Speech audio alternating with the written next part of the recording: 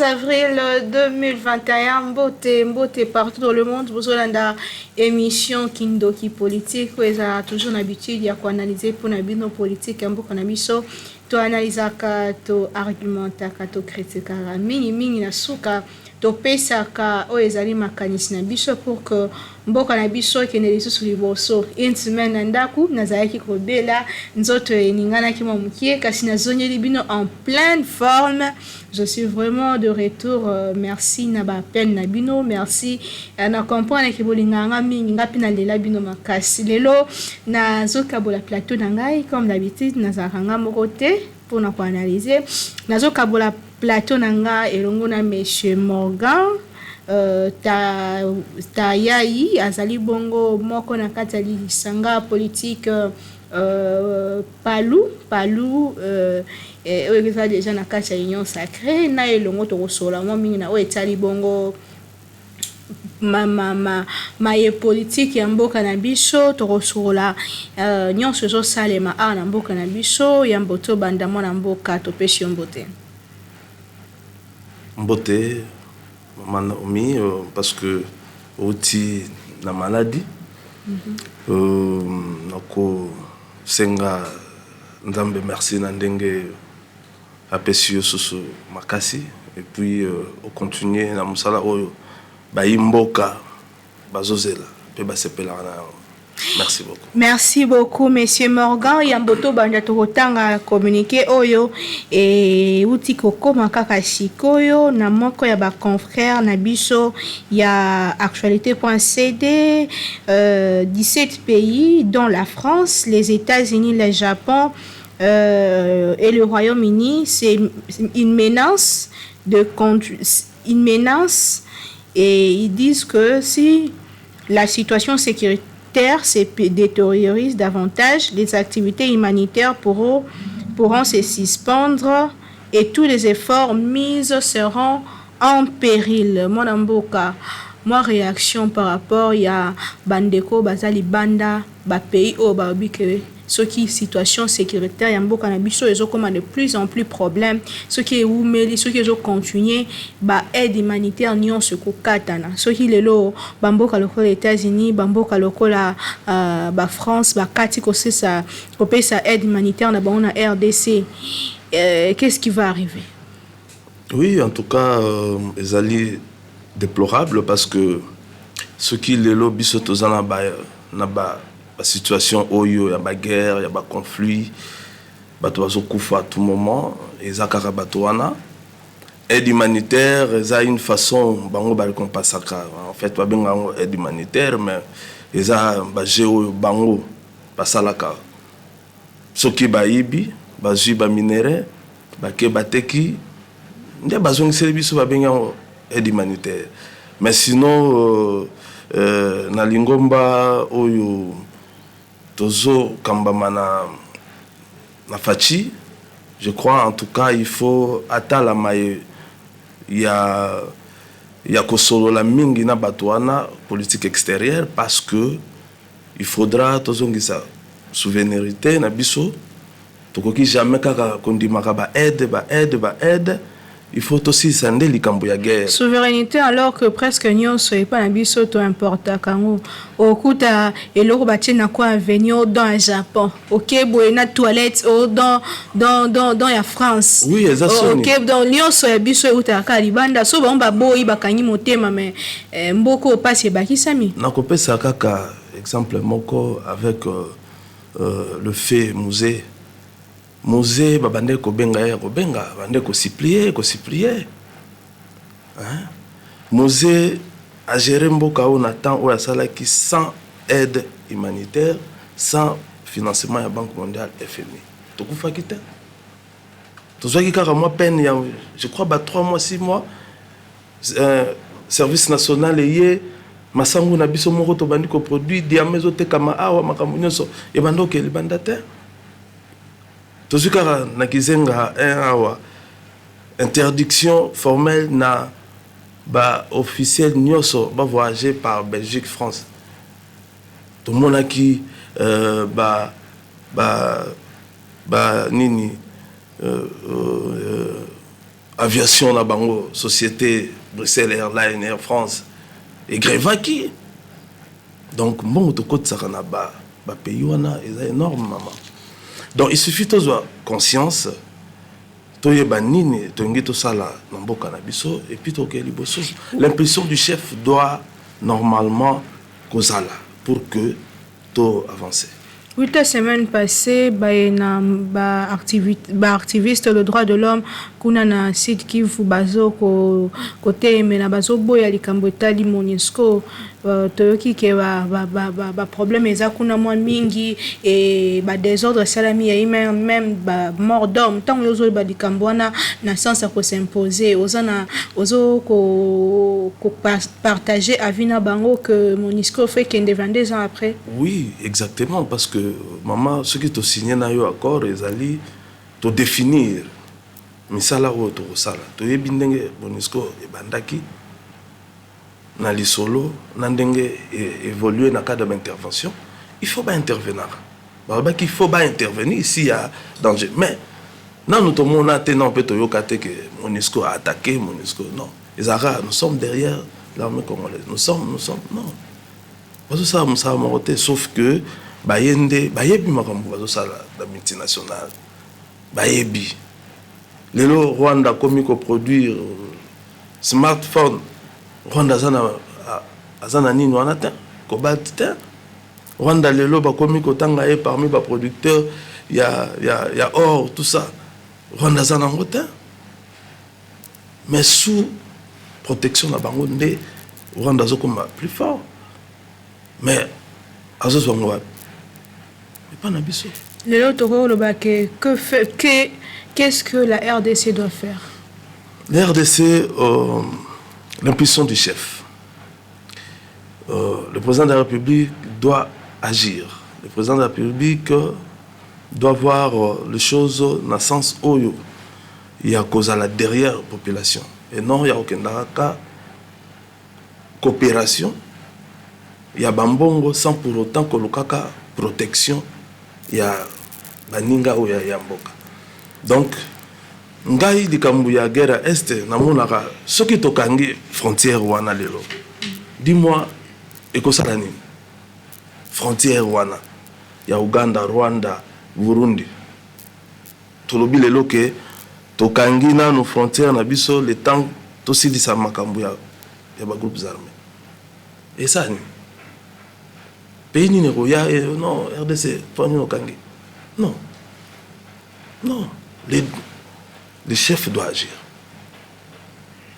Le chef doit agir. Eza bongo maloba ya monsieur Morgan tozane ana plateau azali moko ya lisanga parti lumumbiste unifié mwana mboka boni lisola parti nao. Ouais, biso toza saï palu oyo siège ezali na matete na pont ya de bono mwana. En tout cas, tous allez bien, tous en union sacrée. Tous appelés parmi bateaux, tous osés là. La poste. Bon, biso to kena likambo ba poste c'était à rediscuter, biso to discuter raté. Biso par rapport à quota, ba biso bozan na autant et le permanent Godefra Mayobo na lisanga na ye ya ba permanent ba décider na bateau ba batindi biso peza raté que liste bimi bozotala ka ngamu na kei donc jusque là peut to éviter ils en ont na secret ba chef et que to kozela ka kande to yo kana ba kombo na ba etando biso ne so to yo ka que un tel donc même sous peza ngai mena mi éviter parce que biso par les raté que bazo choisir pendant yote non donc tous allez en bonne santé et pas mieux zandeni. Non, biso ba compétence ezoloba et puis ndenge toujours tozala formé chez le patriarche Antoine Kizenga towele la raté et puis biso e ba na raté que yo muto kende okomona kaka ba négocier ba sololi comme que surtout qui après bazo soka bonga maka et regarder la TV au Bimi. Donc, tous sommes déjà prêts parce que nous sommes bien formés. idéologie na biso toza nango makambo tokosala na mboka mpe toza nango et puis toyebi place nini tozokende.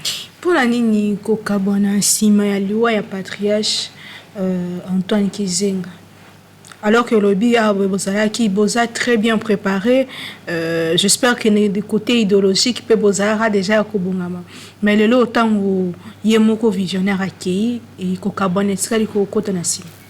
Bon, madame, biso na parleuse à mingi mingi faut avoir autorisation ya biso que bon voilà kende que le banakambo parti tout ça. Mais ndeti wana je vous dis bokabwani wana palo abengani mutute. Palo ezali palo o ezali wana na matete na de bonhomme. Ba o bakei ba monaki que il faut bakende basala o bakosala. Avec beaucoup de respect, na camarade Willy Makiashi, parce que Willy Bisserotan a combonaye,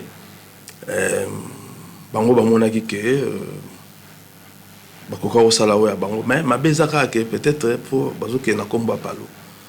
Donc ceux qui bakendaki basali atelo na bango mususu, bazu pe drapeau na bango pe mususu basali, donc bengeza na on peut mabete. Mais ma beka to zomolande pour bazotanga na komba palou bazo sa mam na komba palou. Dans l'idéologie ya solo tsika le pa bino. Ouais, le vrai palou c'est o yezali a kokamba na les camarades Godefra Mayobo.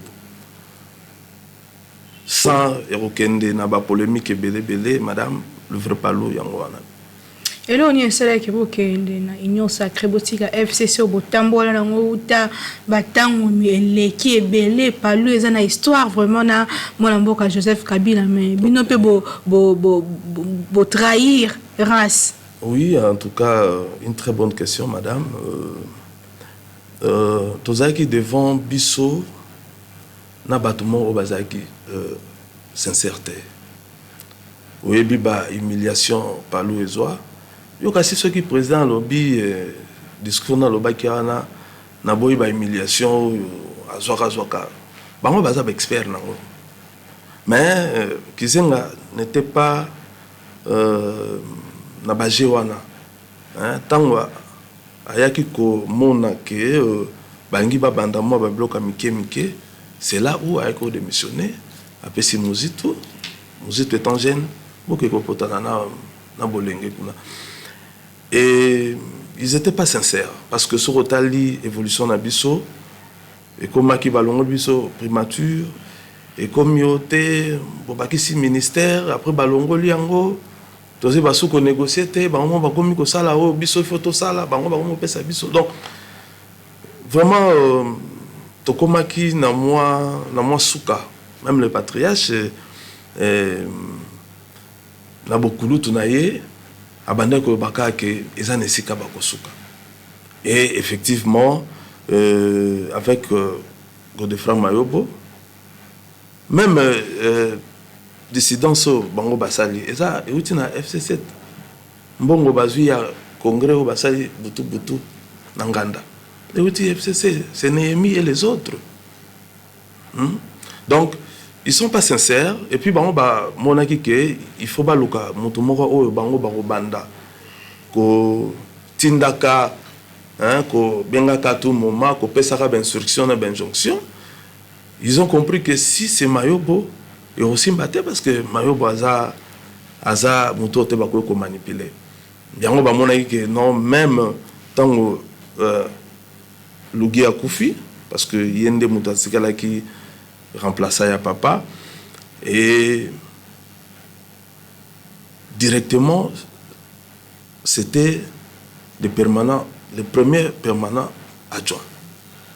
Maintenant bango ba moni que non le premier permanent adjoint c'est Mayobo non kaka komba Mayobo panja FCC et bande ko bangisa parce que Mayobo tango ba négocier ba 2006 et consort bango bazalaka te ba Néhémie et les autres bazalaka te bango bazalaka musika avec les Katumba moi que tout ça mais ils n'ont pas voulu de Mayobo simplement yango moni mbongo bimaki ba kesala ba congrès na bango ya mbango ya butu pour que ba bimisa bato ba bimisa ki wana pour que ba manipuler bango mais sinon biso tozali palu ebengani mutu moko te baya kozonga bisika na bango ezali.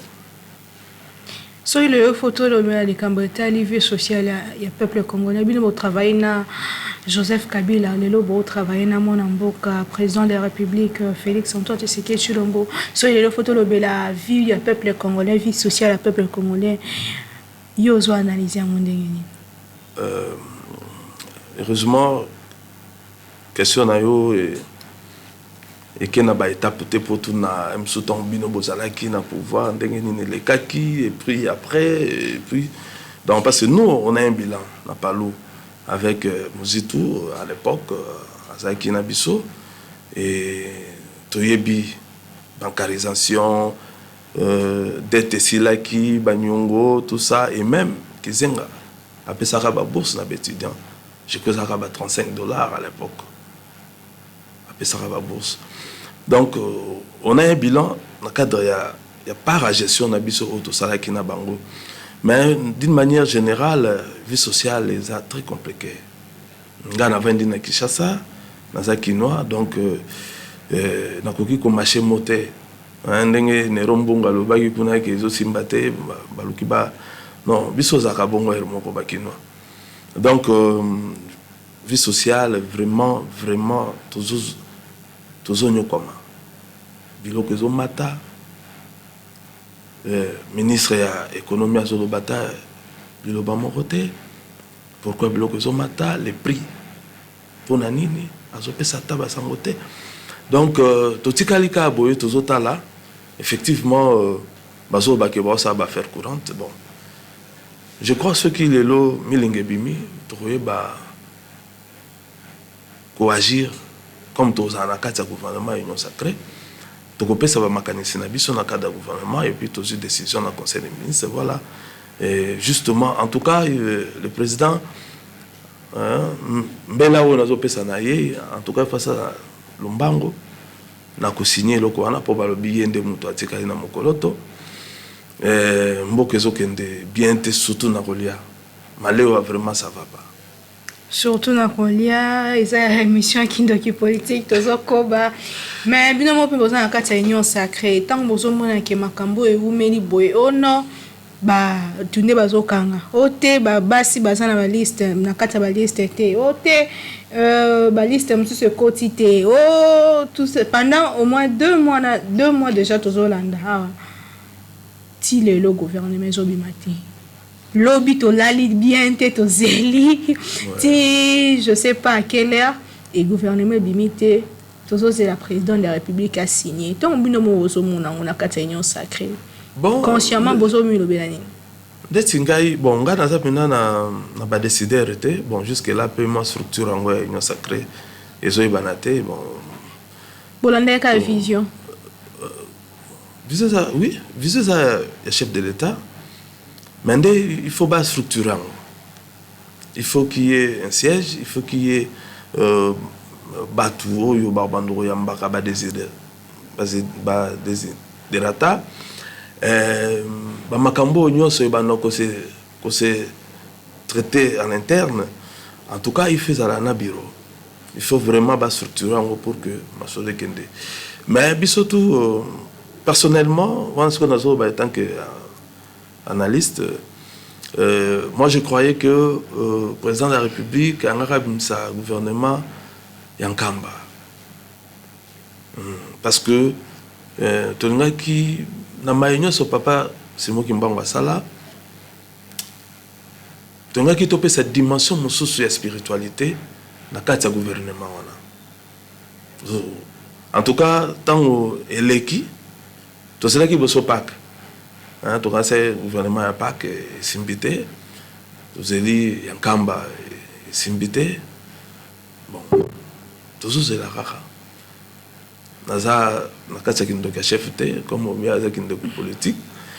Naza, nakatsa kindoka chef te, mais en tout cas, tout ça c'est là.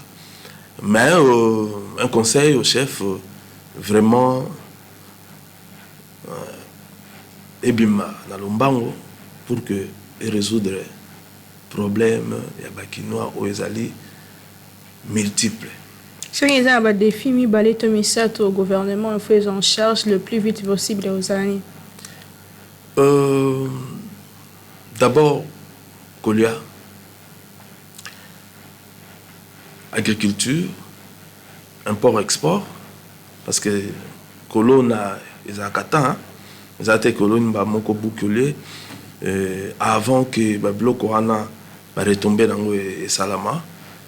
Import-export, c'est un qu'ils ont bien géré, parce que Toroyamba, vivre fait, donc, on y a déjà. Mais maintenant, on va canaliser pour que Batouana, Baya, Nayango et Belé, puis di Ekita, Kuis, Ekita, les longs puis de Mati, yon tukuto ebi makamba wenze. Nakendagi wenze samedi, nasi madame Vandanga mono naken. Mais na moni makambu kuna na kokite. Okansi wako sako. Non, mais na pour mo pena lamba na bise non, mais madame o na moni puis di nazaki na idée ko somba puis di mena kokite. Donc défi wana vraiment import-export et sengeli na yango vraiment président amiko zongo vraiment en charge parce que plus tozan na ebele plus prix ils en assez et agriculture dans le temps et ça abuse bien parce que nous produisons ici et troisième aspect minerai oui c'est vrai que batoizo boya mine et puis pour que non mine de l'eau c'est l'actualité. Mine de l'eau, c'est l'actualité. Ils ont pays Afrique et Belé. Naturellement, ils ont bimaté. Transformation de diamant sur place. Je crois en Gambie ou bien. Donc, il faut qu'il y ait des bandatés pour que la vie soit déjà là au monde, c'est la mis déjà. Produit fini. Non. Ici. Tout se fait sur place. Tout se fait sur place. On a besoin de coltan. Tout le monde si coltan. Batterie sur place awa bomemi o eza penza kota yango mais tant ba memara brit wana na kati wana beleme ze belé mais nyo sone kendare pa na bango bisoto ebelo mo hotel donc il faudra vraiment gouvernement euroya mingi vraiment eza malewa donc ce qui penza Damas kindoki penza na plateau badi penza batwazolia vraiment le président de la République a couru Bassous qui en 2023 il faut multiplier l'effort grave pour que 3 fois 4 fois les Congolais balia et puis vivre en paix. Tokolobela dossier la muka lelo yo samedi eleki mwana mboka Martin Fayulu apesaki loboko na Adolphe Muzitu po kamba la muka kasi kuna na ngambo ya Katanga Moïse Katumbi pe a se trop proclamé kolobaki yende azo kamba lokola coordonnateur tangu yo zana kata lisangana te mais ozo mona opposition ndenge ezo dongwa na monter mozomi lobela nini.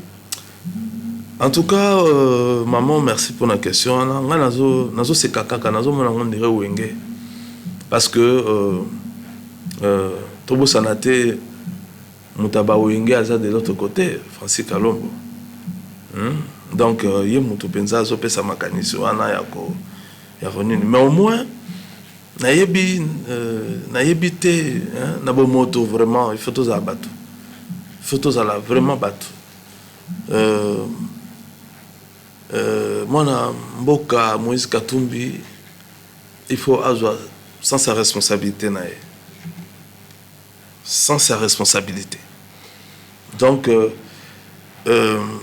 aza na union sacrée azo négocier ma poste écoute mutazo matza banchère azo négocier ma poste yesu soit à la résistance ya bato parce que bango bana opposition. FCC mi benje le bien écoute dans un gouvernement. Normalement. En tout cas, il faut tout travailler en conscience. Naza penza pour bangote, je sais que batum sous déjà bazol ba pangi plus pangi kuna Martin Fayulu na Adolphe Muzitu bandundu et de l'autre côté Moïse Katanga Équateur na Bemba. En tout cas, bango bazo négocier union sacrée.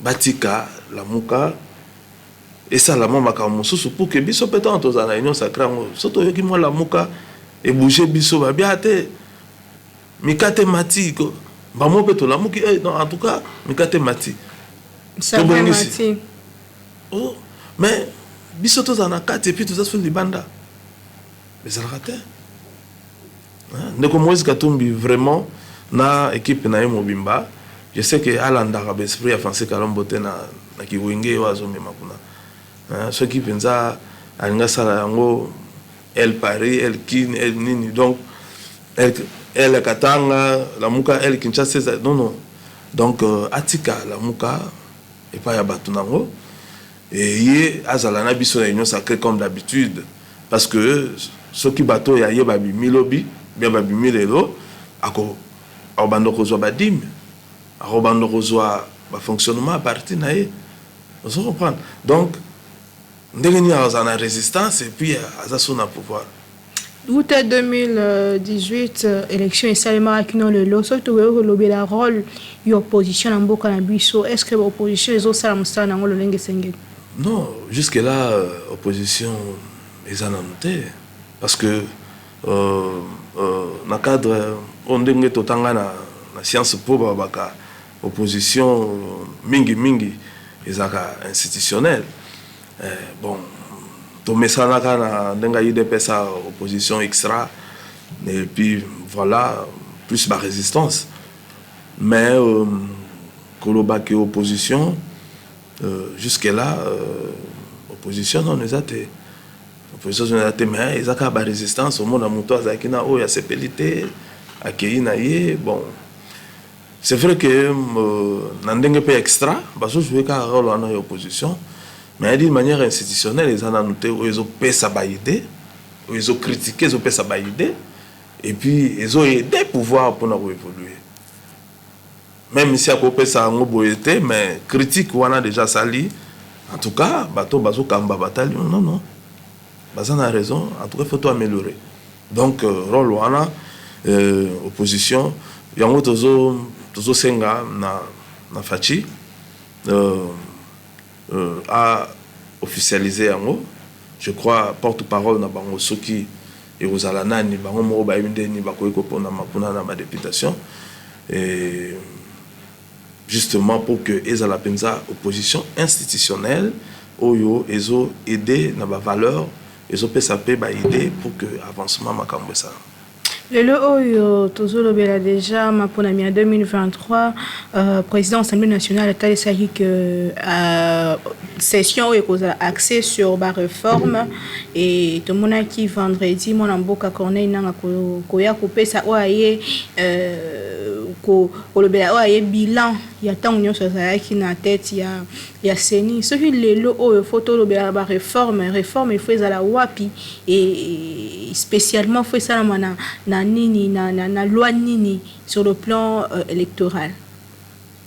Bon merci madame je crois on s'est focalisé balamo kona élection parce que ngai na loba mboko pendeza ya réforme nyoso mboka penza donc même na armée même na nini donc en tout cas mboka eza penza il faut penza to réformer na ba secteur nyos donc mboka penza eza même où ya koloba ke a reconstruire to ba te mais à construire na cadre ya élection oui effectivement nanga exercice on a essengela ka ça depuis très longtemps mais sauf que ba makambo to zo ki ambilinga ko sona par-ci par-là et le loi 8 ans ko salango na landa ki est vraiment na bokebi mais oyo na meki ko sepela pensate ya koloba on dirait azaki mosanto hein on dirait pensa que ya sali pensa mosala na bokebi nyonso pensa irréprochable tout ça et que bah, innovation expertise mais vraiment toloba que na bomoto boye elokote situation toza nango tozo vivre na ba députation na ba nini nyonso c'est nanga c'est lui na ba Néhémie toyebaki tobandaki koyoka biso ezaki soki ozo solana Néhémie te liste kokende te kombo ne kokota te il y a eu des postes négociés. En tout tel, yotikala, reçoit poste dans le gouvernement pour passer mon tout tel dans la députation. Oh. Il y a eu des arrangements pareils. Olanda qui Ndeko Basile à l'Obakango, Ngaïté, Ngazala candidate. Ndeko Basile à l'Obi, il y a gagné qui. Mais tant que pas banemi, ici que en tout cas, yo relecate, reçoit poste, mais tout ça l'élection mon tout tel. C'est l'élection d'Arabon. Tout ça, les acquis n'ont pas bateau, il y a eu bando tinda. Donc, Azaki mon sang tout est. Donc, il faut vraiment, atika kosala loka que moi le lendo ana ya kosala nandengi ba mal basaki non. Il penza échec. Ba député bazaki nommé, bazaki élité. Mingmi ya binomo na FCC. Effectivement. Mais Ndeko Basile azaki na FCC. Tant à négocier ba biso que il va pas passer poste ministériel. Même Babiso n'a pas l'eau. Mayobo a été élu. Monga Fula. Nga Zalaki, na bata campagne. Mais tellement, Aza Moutoumota qui n'a kogunza me la bateau. Rien. Et puis Bango Balinga qui était. Pouah. Tout ça, un problème, il y a batouté. Biso tozana pour ça que l'institution na biso etambolama ndenge longo bani et puis bato yo ba votamé il faut les alande bango et non bo bana répondre biso bato to lingete ça il faut ça la réforme effectivement il faut ba réforme loi il faut ba réformer loi kakao nanu ya l'électoral ya élection wana parce que moi confusion ezalaki basusu balingi nanu bacha bakambi et puis réforme ya sima mais le tondo la pesa qui m'a makanisi belé et même le kondo non pas le fait le kondo ningomba ya basesanga na banani bango pe ba proposer ki et d'ailleurs ya bango eza penza et moi malamu mingi baki pena na ba détail donc moi je pense que comme eza na ba makoki na bango compétence na bango vraiment il faut batala les deux lois wana proposition à loi au bango moko basali na kati ba penza ba bimisela biso balamba bango ba bimisela biso penza loko moko surtout ba sesanga vraiment ezaki penza détaillé ezaki vraiment détaillé. Donc, tout ça pendant derrière la réforme. Donc, comme il y a une émission de politique à l'élo, tu ramasses moi de tout. Mais nous, c'est qui pour nous analyser la actualité politique à Mboka Nabiso, moi na Mboka Lidobano Asuka pour na Liloba Asuka, na kanisa ki oringa ko ba makambo ya Nerombungu l'Assemblée provinciale kuna esa penda soni ya komona lingomba ya Godin Poi o na bande ko pesa moi respect mingi na cadre ya science et que a retombé na bandenge ya mabe ya lolinga ya mabe boy azata na sonité na koloba que le vice-gouverneur a représenté des missions na ye na gouverneur et puis copie na assemblée provinciale les akate atako to bakoyise ki tozo ngo keza normal et sengela que ça a peu bon côté président de la République motazo nommé ça fait que on va voter tout le monde a ngo pa ya bangakia je crois 2006 ou 7 non 2009 province orientale Bangaka a démissionné a présenté démission n'est pas président de la République, le président de la République a fait acte. Et non l'Assemblée provinciale n'a pas. Mais Makambo va peut basali. Et ça l'a caté. Le vice-gouverneur n'a pas d'attribution. Va reprocher bon tout le baquet a réclamé gestion mabé. Mais peut-être Bangay va bien interpellation va habiter yo comme vous en a boîte ndengenini obimisi maitwa ndola mbalibanda. Voilà quand même pengeza na moi sens. mais bobengisi ye et puis bolongoli bolobi ke non tolongoli ye non boreproche ye nini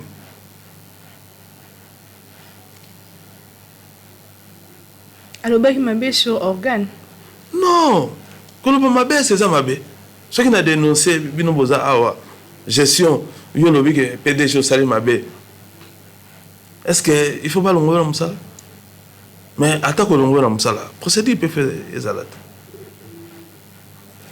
le vice-gouverneur soki azolanda na minute oyo à saisir ba instance pour inconstitutionnalité à décision en Assemblée nationale, Assemblée provinciale. Soki alingi a compliqué bango pe a kolongwa te. Kimbuta ameka ki angwawa avec Bafiba. Kimbuta ke poto a tiki Bafiba motion avec député Yamassina à l'époque nani Kimi bameki mais lingomba batamayele ba avocat ou basala qui na décision. Je salue le professeur Noël Botakile, le droit constitutionnel na campus batuana ba expliquer ba yebisi batu ou basala qui motion ba benga Kimbuta soki ba fi ba koyi Kimbuta koyi Kimbuta na poto a bengi ba godar mobilisation butu motion wana elekate parce que ya kanisa ki so ba legisi ba longo le vice gouverneur yeta ngwazonga ya saka gouverneur non ba solo le solo ba bi non mais oh soki ya longo ya ndere mutake et ba zongi juste bango nyonso et enfin motion eleka kite ba fi ba bimi ba limbisi mais nous c'est parce que bango ba yeba ki pété mais tant ba yoko ba yeko yeba ba bi non mais oh et salamia gouverneur titulaire aza mission té aza sur place et puis bon interpeller vice gouverneur beaucoup ici et puis non et ça l'a raté n'a évité ce qui vraiment il faut un recyclage il y a pas député batanga donc tout comprendre mais c'est en tout cas prochainement pour na olobelango na mozindo penza apparemment so muto apesi mo makanisi na ye et ça la bien tezo mema moi makamba mbininga en tout cas tokozonga prochainement oui en tout cas na kosenga penza et ça la émission mobimba sur la décentralisation parce que nangi pena pesa sumbele pas président de la République décentralisation et ça la makate pour bateau et qui n'a pas intérêt à bateau au moro na base non décentralisation et ça manque une vision à développement na base na démocratie tango motazo mona ministre provincial avant d'en venir na bango poto yebaki kala ba ministre on peut azaka na Kinshasa na manier makuna msusu ministre intérieur akendaka te mais ceux qui basent dans le ministre de l'Intérieur intérieur, nous avons que non, il y a un ministre ici, assurant sa vie, ministre qui critique gouverneur de Bango, et l'initiative, oh, Bango Bakozwa, compétence exclusive na Bango, et ça pour le développement. Donc le président de la République doit continuer, et puis il faut bête vraiment, c'était, Atika, tout, ministre intérieur, ça m'a d'interférence, dans la gestion, il y a il y a l'Assemblée provinciale, il y a l'exécutif provincial. Il faut le ministre provincial, na député provincial, non, quand on a ça malikolo, ça menacé, mais il y a bango c'est que ça en miniature. Et ça, na province na bango, bazo légiférer en termes de dit, na ba province na bango. Décision gouverneur doit par arrêter na quatre province na yé. Donc, baza pe na ba compétence exclusive na bango oyo ke so tout na constitution to remona. OK, baza na posa te basenga na national, ça la biso boité. Gouverneur yé moko makoki pesa melié asala azo ba décision ba mikano ya minene pour na bien-être ya base. Ya base. Donc, l'interférence vraiment na si na gouvernement oyo goya et union sacrée ko zaate et kosungande penza ba gouverneur ba vanda et puis kogangela bango makambo ya koyokana te tout ça. Vraiment il faut travailler sur ça dans le cadre ya nini prochainement gouvernement oezo ya pour que makambo kende malamu. Monsieur Morgan, vous allez membre ya parti ya Palou to sepeli kozana o mokola lelo na émission na biso kindoki politique. Je crois que c'est pas la dernière fois. Merci beaucoup madame na sepeli na ko bana naza militant bon pour biso to benga mabongo militant à Palou et puis naza na coordination ya jeunesse nationaliste lumumbiste toza qui nommé et pas ya Yemé le patriarche avant Koufa et Tilelo tozo kambama na coordonnateur na biso Jean-Charles on a Pessimbote et puis toza na permanence mobimba o ezali ko kambama na le permanent Célestin Ngoma on a Pessimbote na ba camarade nyonso ya Palou ya lingomba na biso et puis mon chef bon biso to benga na ba chef te ba camarade mais pour nous ça ma préséance wana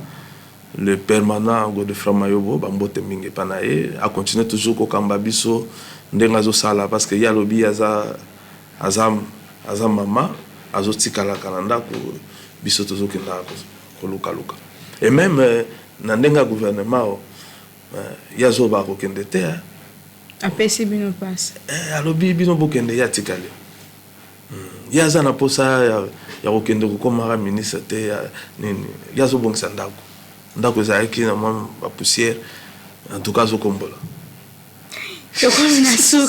Vraiment merci beaucoup. Merci Nabino Balantinga partout dans le monde. To kutani mikolo ezali koya na souci moko ko servir bino. Bobo sanate ko s'abonner na chaîne na biso kan news na bosa na ko ebisa bino te kimela mbota na bino et puis menye kimela mboka na biso RDC.